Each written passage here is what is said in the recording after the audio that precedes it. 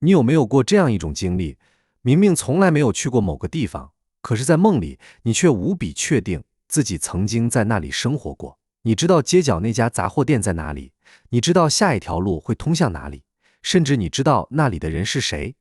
而當你醒來之後，你突然意識到一個問題，那個地方在现實中根本不存在。更詭異的是，有些人甚至会反覆夢見同一座城市、同一條街道、同一個陌生人，一次又一次，仿佛那個世界從未消失，它只是靜靜地等待你再次睡着。那麼問題來了，我們每天晚上經歷的夢境到底是什麼？它只是大腦隨機播放的一場幻覺，還是說，當你閉上眼睛的時候，你的意識真的進入了另一個世界？今天我們就來聊一下这個讓無數科學家、哲學家和普通人都着迷的問題：夢境會不會真的與平行宇宙有關？我先說事實，直到今天，科學界依然沒有完全搞清楚夢境究竟是什麼。是的，你沒聽錯，人類已經登陸過月球，已經能把探測器送出太陽系，已經能夠觀測130多億光年外的星系，但對於每天晚上都會發生的夢，我們依然沒有完全理解。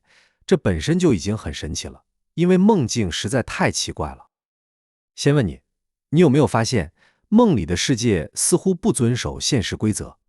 前一秒你還在家裡，下一秒突然出現在火星，剛剛還是成年人，轉眼又回到了小學時代。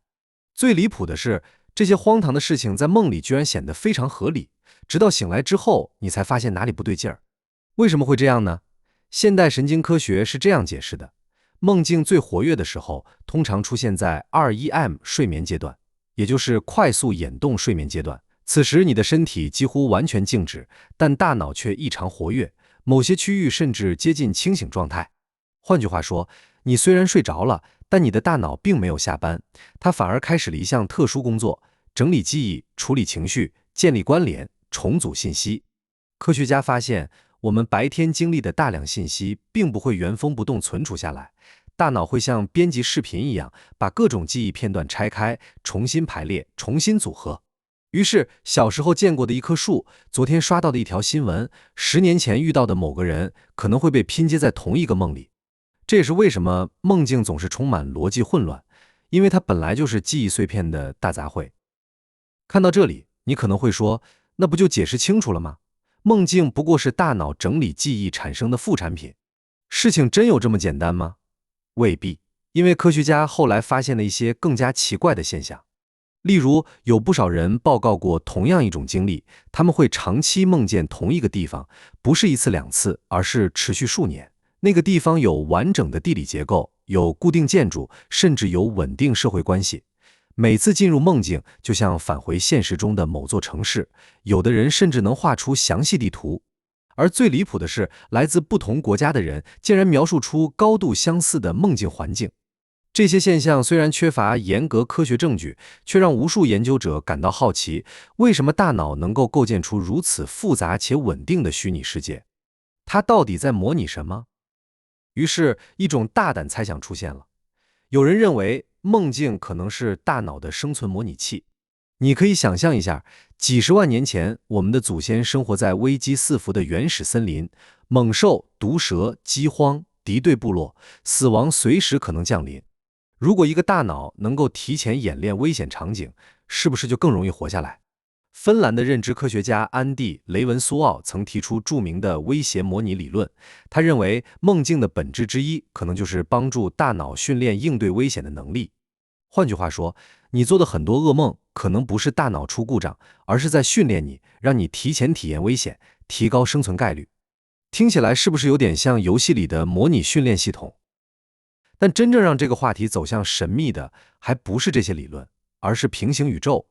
因為總有人会提出一個問題：如果夢裡的那些地方根本不是大腦創造出來的呢？如果它們原本就存在呢？接下來我要提到現代物理學中一個極其著名的概念——平行宇宙。在量子力学的多世界诠釋中，每一次量子事件發生，宇宙都可能分裂出新的分支。在某個宇宙裡，你選擇出門，而另一個宇宙裡，你選擇宅在家中。隨着時間推移，這些分支宇宙越来越多，最終形成近乎無限的平行世界。如果這種理論成立，那麼宇宙中或許存在無數個你。有個你成為了首富，有個你成為了乞丐，無數個你生活在完全不同的歷史進程中。於是有人開始猜測，會不會在睡眠狀態下，我們的意識偶爾與其他宇宙發生了某種聯繫？那些陌生城市，那些從未見過的人，其實來自另一個世界的自己。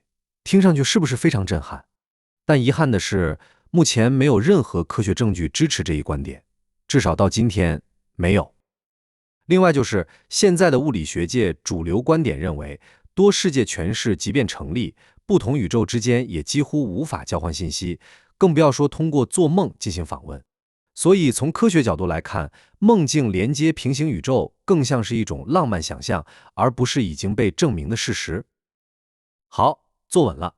接下來我要告訴你的事情，可能比平行宇宙更讓人細思極恐。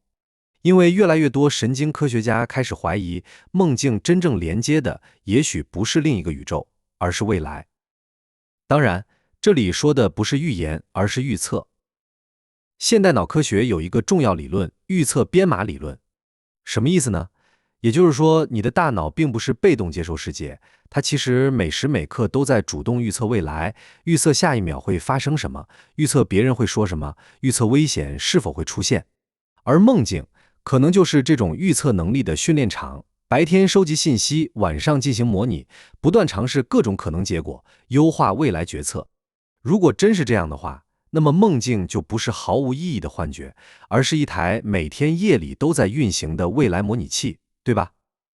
說到這裡，你會突然發現一個有趣的事實，從某種意義上說，每個人晚上都會進入一個由自己大腦創造的宇宙，那裡擁有空間、時間、規則、人物、故事，甚至擁有另一個自己。而那個宇宙每晚都會誕生，每晚都會毀滅，沒有人知道它究竟來自哪裡，也沒有人知道它最終通向何處。所以，夢境到底是不是平行世界呢？就目前科學證據來看，答案是沒有證據支持，但也沒有人能夠徹底解釋所有夢境現象。聊到這裡，其實我覺得真正值得思考的，或許不是夢境是不是平行宇宙，而是另一個問題。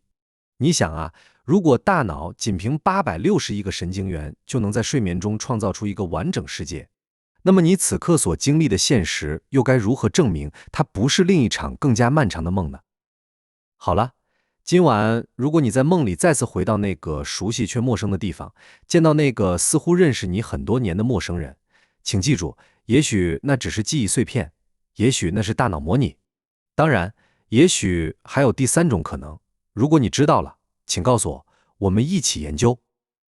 這裡是宇宙之思，宇宙很大，人類很小，但是探索星辰大海，我們從未停步。